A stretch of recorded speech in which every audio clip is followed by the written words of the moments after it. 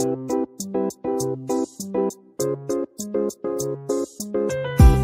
Kitchen मध्ये नमस्ते। आजची recipe आहे भेंडीची भाजी, फ्राय भेंडी। ही भेंडी आहे वजनाने 250 ग्राम। 2 ते 3 पाण्याने स्वच्छ धुवायची आणि अशी कोरडी करायची, कारण भेंडीची भाजी आहे ती सगळ्यांची अशी चिपचिपी होतात, ओली होतात। तर खास टिप आहे, अशी पूर्णपणे कोरडी करून घ्यायची, नंतरच कट करायची। इथे बघा भेंडी कट केलेली आहे। इथे गॅसवर पॅन ठेवलेला आहे। पॅन मध्ये 1 चमच तेल टाकलेला आहे। अर्धी चमचा मोहरी टाकायची, चांगली अशी तरतरली पाहिजे आणि खमंग वास आला पाहिजे। अर्धी चमचा जिरं टाकायचं आणि इथे लसूण आहे छोटी वाटी, चांगली अशी गोल्डन झाली पाहिजे, म्हणजे टेस्ट खूप छान येतो। इथे कढीपत्ता टाकून घ्यायचा आणि 1 चिमूट हिंग टाकायचं। इथे आपली लसूण गोल्डन झालेली आहे।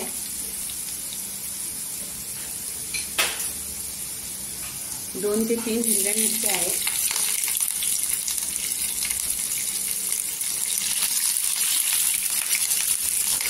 अर्धी चमचा हळदी पावडर टाकायची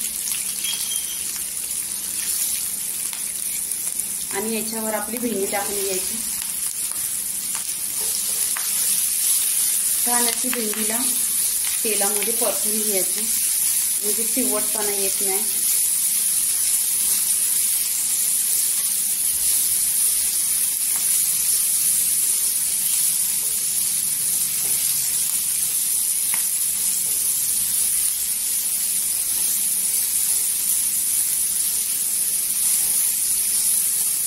इथे तेलावर छान अशी परतून घेतलेली आहे भेंडी। गॅस एकदम स्लो करायचा आणि 2 मिनिटं ढाकण ठेवायचा। इथे आपली 2 मिनिटं झालेली आहे, सगळं अशी छान झालेली आहे। तुम्हाला कितपत शिजवायची ते बघा, क्रिस्पी पाहिजे, मला अशीच पाहिजे, सॉफ्ट पाहिजे। तर इथे आपण काय करायचं, 2 चमचा शेंगदाण्याचा कूट टाकून घ्यायचा, चांगलं असं हलवून घ्यायचं आणि मीठ टाकायची, घाई नाही करायची, मग पाणी सुटतो भेंडीच्या भाजीला बोला मेथीच्या। पूर्णपणे भाजी झाल्यानंतर मीठ टाकून घ्यायचं। इथे बघा चवीनुसार मीठ टाकायचा आणि भेंडीची भाजी बघा अशी सुक्की छान झालेली आहे, 1 नंबर। माझ्या पद्धतीने बघा, नेहमीच तीच पद्धत, तर टेस्ट पण नाही येत आणि भाजी पण नाही बरोबर। इथे बघा 2 मिनिटात भाजी भेंडीची झालेली आहे। तर आपण काय करायचं, इथे कोथिंबीर टाकून घ्यायची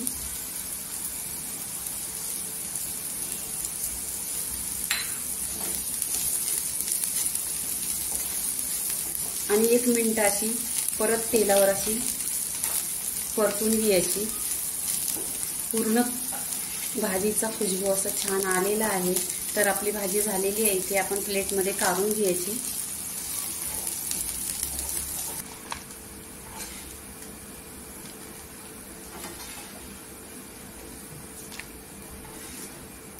इथे बघा आपली भाजी प्लेटमध्ये काढलेली आहे, डब्यासाठी 1 नंबर।